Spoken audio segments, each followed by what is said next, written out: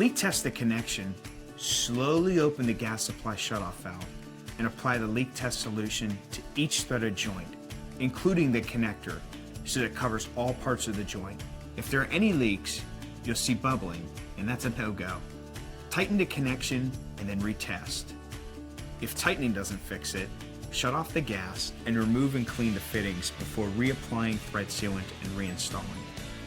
And if for whatever reason it still doesn't fix it, you should consult a licensed plumber.